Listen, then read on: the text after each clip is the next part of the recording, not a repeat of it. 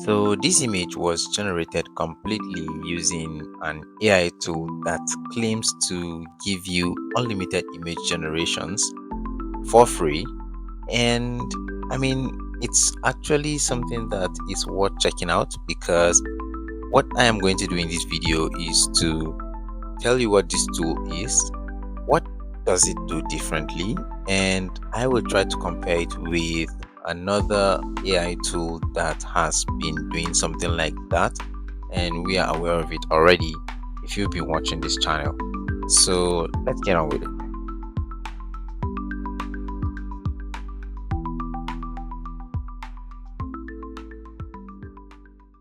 This tool is called Raphael AI, and I don't know what the origin is, but when you go to Raphael.app, that's by the way the actual website to access this tool.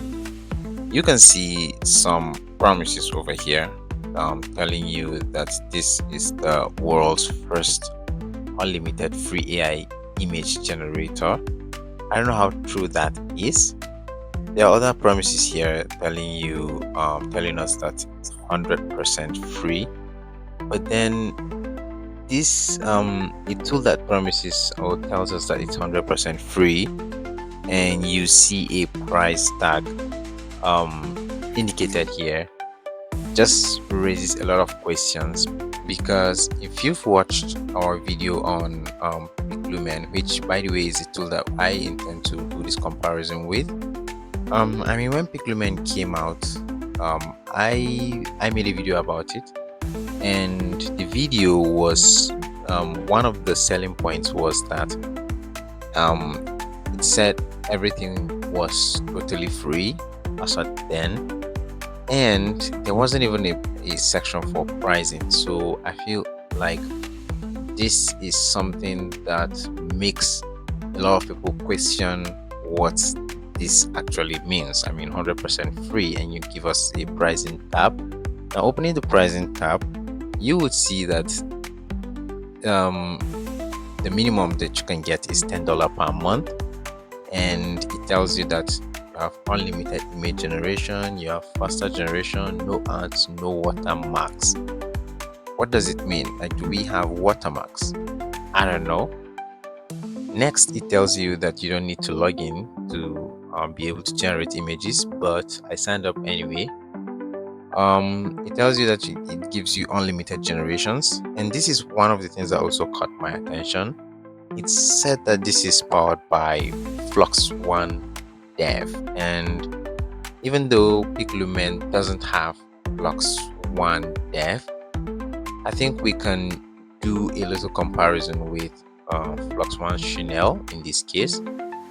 And well, we're just going to go through this tool, and one of the things that I feel, well, we can still do without it. We can still, I mean, just ignore it, is the fact that you see ads almost everywhere in the tool. I mean, just look at it. These are all ads. Even in the, I mean, about section, like, there are so many ads on this page, and well, that's one of the cons of using the free version. Anyway, what we're going to do now is to have images generated. Now I would want to generate something similar to what I've generated here on Piclumen. So I'm just going to copy the prompt that I used. So this is the prompt, and I'm just going to paste it in Rafael AI just to get started. I'm going to select the aspect ratio to be wide aspect ratio, and for the styling, well, I don't know, I'm just going to select photographic. But what if we leave it just as is and see what this comes up with without selecting any of these options? I'm just going to click on generate, and this is one of the first things that you see. You have to complete a verification for every image you're generating. So this is to verify that you're a human. I've seen this in other free generation platforms, like the Hail You free version that I've shown you. Um, you need to verify that you're a human in every generation that you do. Um, this is one of the things that you face. It tells you that estimated time is 20 seconds, but it's not like it's going to generate all the images at once. So you still have to wait for the first one to generate, then the second, and then the third and the fourth. So that's one thing that I know um, needs to be worked on compared to what Piclumen does. And by the way, how did I get this prompt? How did I get a prompt like this? Um, Basically, what I did was just find any image, any random image that has something like this, and used there's a new tool in Piclumen that helps you to describe that image. It's going to come up with the prompt for you, and we use it. So that's what I'm going to use for the other images that we're using, comparing these two.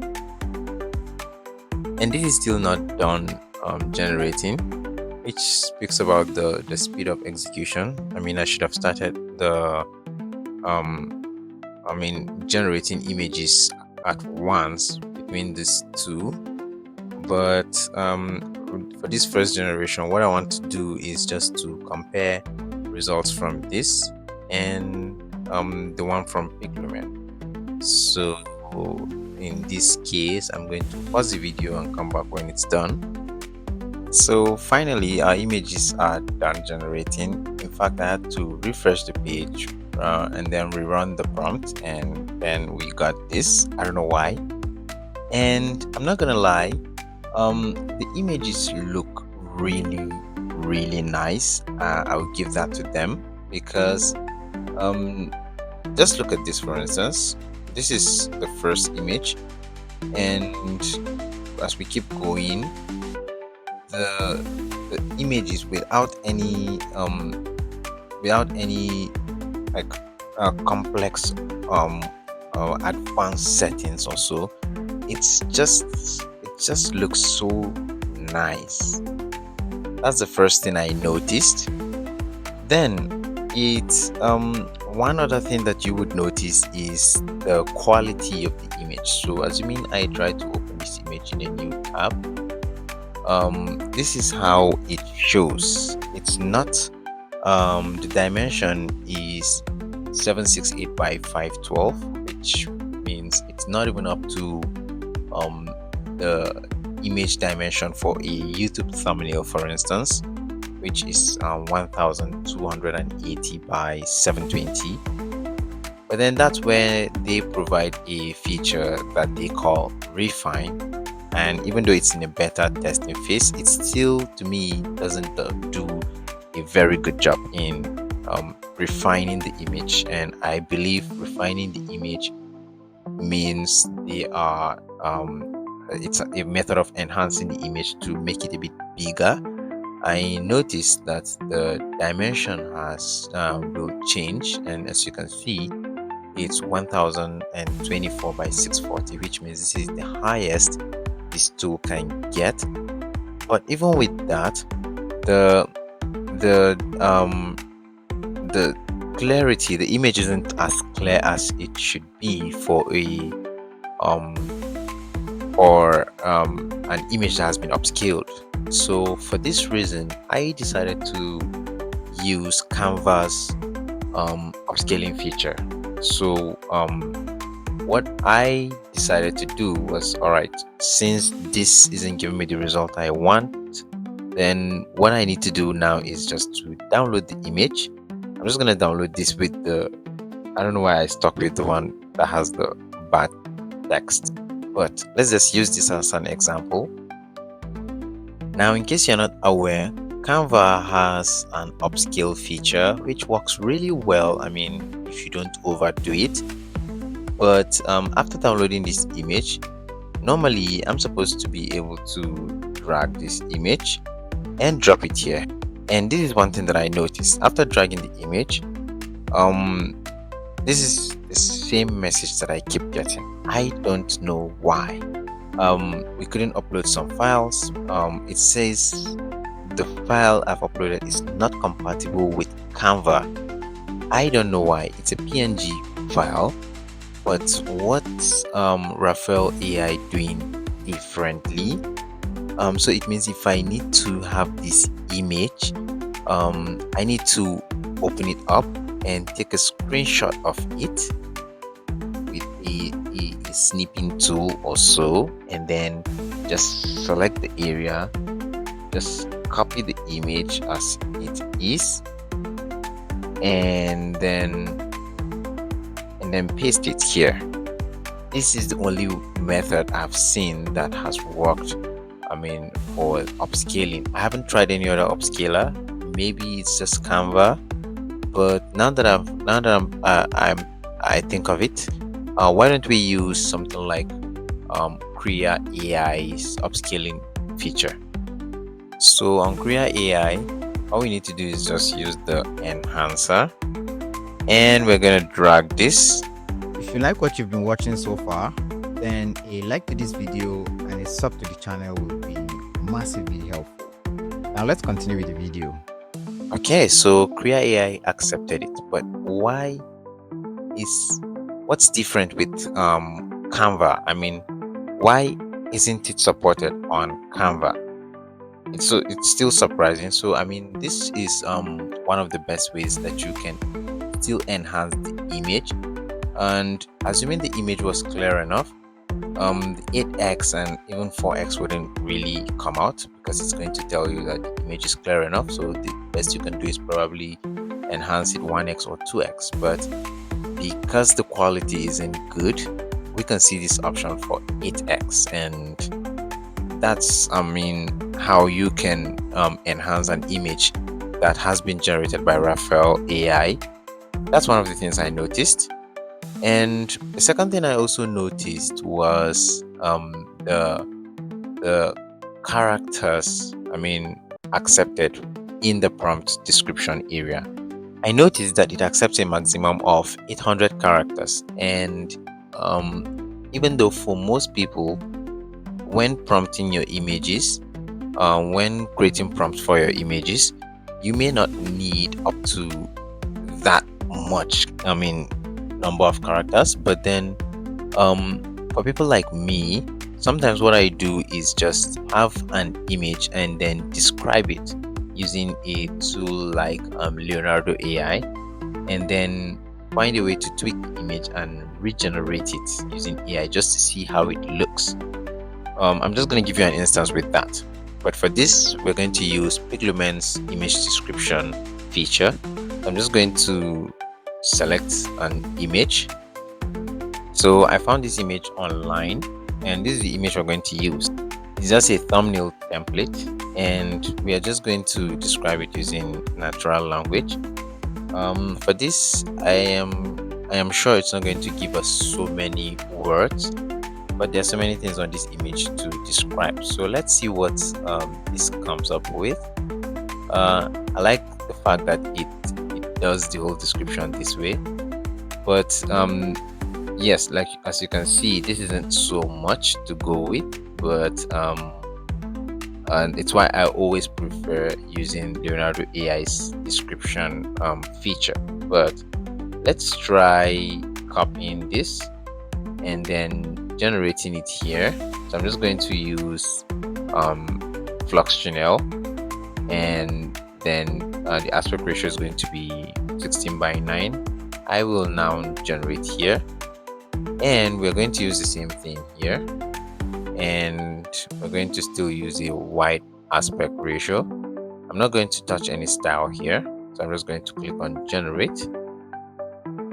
Oh, with the verification, this can be annoying, because how many times would it need to verify that I'm human, especially even when you have already generated an image and you want to use an extra feature like refining the image. You still have to verify that you're human. I mean, it's too much. Moreover, I am signed up, which means I should have, some level of, there should be some level of trust because I have an account already with them. Now that's why I don't really like this description, because the description done by Piclumen, because it doesn't fully describe what we want. Just look at this, for instance. The image itself has some text in white and all that, but then this description was too short. So let me just show you what I mean when we use Leonardo AI's description. So with Leonardo AI, you can see that the description is quite extensive, and when we count the characters, we can see that this still falls within the range that Rafael AI would accept. But just give it a try with a prompt that's more than 800 and see what I was talking about. I'm just going to copy this and try it up here. Let's see how this actually works with this. And I also noticed that it doesn't just we still have to be changing the aspect ratio each time we want to do a fresh generation. This can be annoying because it's just like the human verification thingy. With Piclumen, yes, so with Piclumen, you would notice that this is already stuck on this, so we have to change it manually whenever we want to do a fresh generation, else it's going to get just stay on the generation that we've already been doing. And the speed of execution is one that Piclumen allows you to generate images faster. For the first 3 or 4 or 5, I can't remember, generations, but then subsequently you have like slower generations, but it's still fine because it doesn't show you all those ads that you see on other on Raphael AI. This is a comparison video, and I am not hiding anything. I am trying to come out completely clean on why Raphael AI might not be, a better option than Piclumen.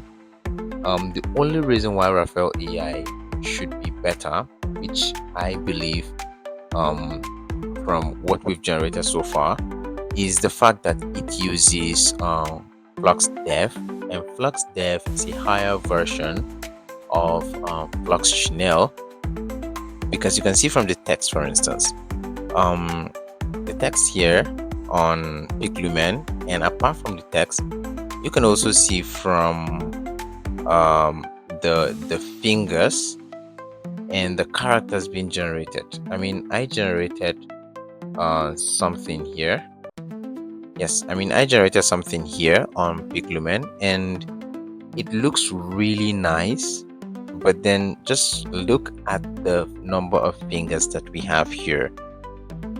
This is not something that you can correct. This is not something that you can fix.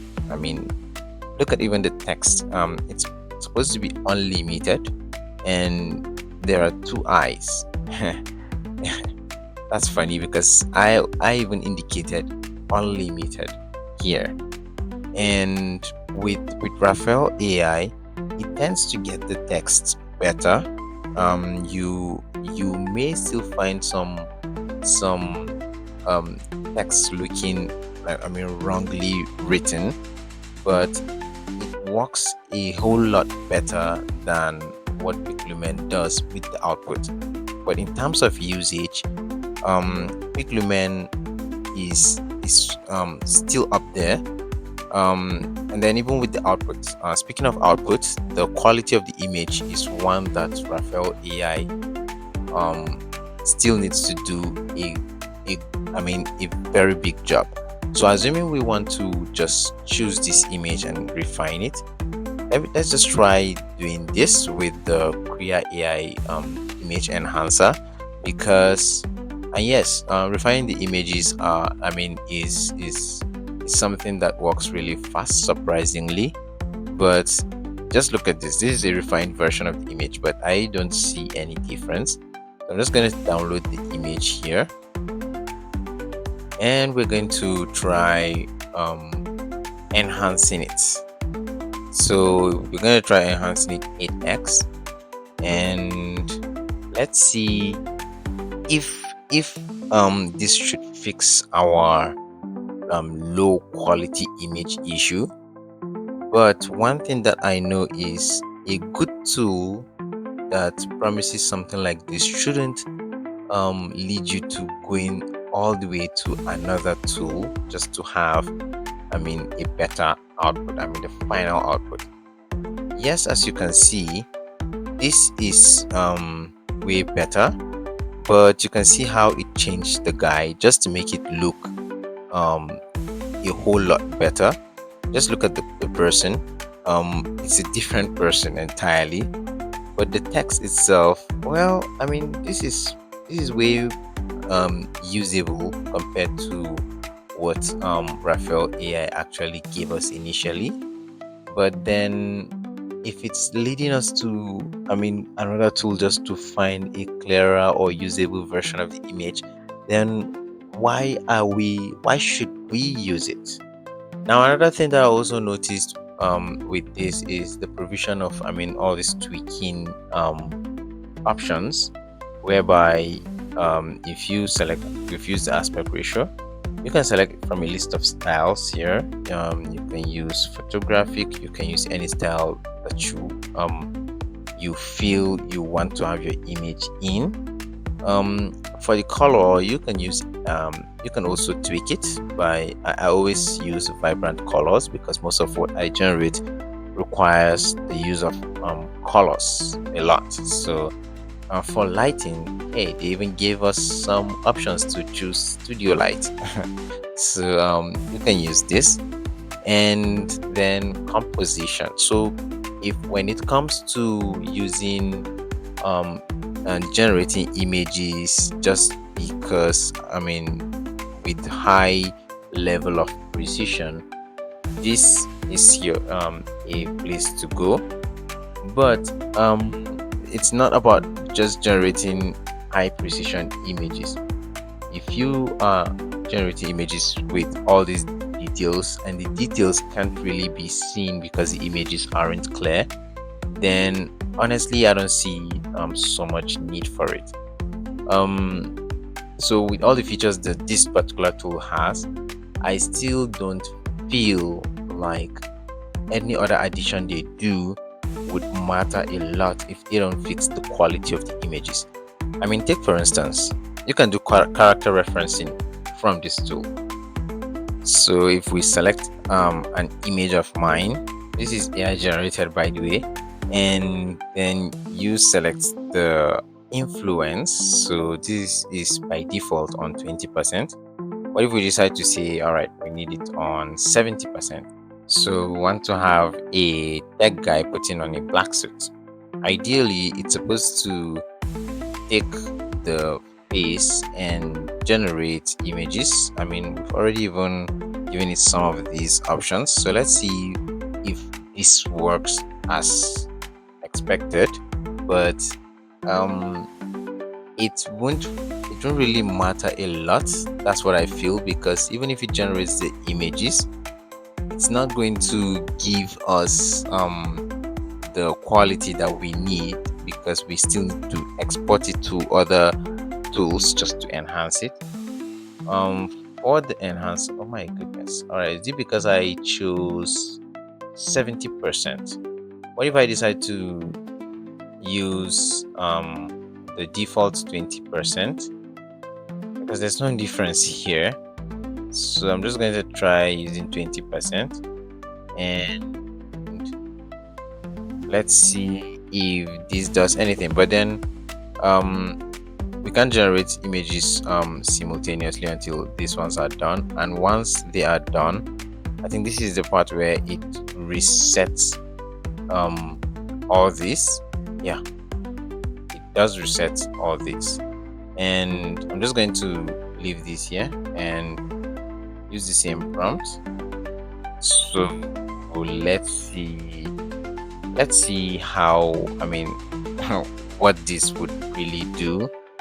because putting it on 70%, not even 100%, 70%, didn't change anything on the image. I mean, it's just basically the same thing. It is really surprising how this tool is currently existing. What is this? Okay, so I don't know. Have you just try using this tool to see if you actually get a desired result? But I am not. I don't think I can recommend this tool. If you're looking for a tool that has, I mean, that's powered by Flux Dev and it's unlimited, and you don't really care what the quality is because you can always go out somewhere and um, make it clearer, then this tool is for you. Otherwise, I don't see any other reason why one would use the Raphael AI tool at the moment, because um, they should have fixed the quality before even introducing pricing. Because, or maybe we are all getting this wrong. Maybe we're getting all this wrong because we are not on one of the pro plans. Maybe for you to have like a clearer image, you need to be a pro member. Who knows? But um, without being convinced on the free version, I don't think I would want to recommend to anyone to, I mean, just spend money on something that I wouldn't use all the time myself. So yeah, that's my own take on Raphael AI. Um so as it is, it still uses Flux Dev. That's a selling point, and that's one of the major reasons why I decided to try this tool out. But other than that, I don't see um I don't see any reason why this tool would make me want to leave it. I mean, leave Piclumen to use it. Just let me know what you think of this tool. This is my own honest opinion. I mean, this is what I think, without hiding or covering anything, and with no personal beef with Raphael AI. But we do these things just to, at least in our own attempt, push these companies to make these tools better so everyone can be happy at the end of the day. So that's basically it. Thank you for watching, and I will see you as always in the next one. Goodbye. If you have learned anything from this video, please click the Buy Me a Coffee link below. Every donation helps me to continue bringing this type of content to you.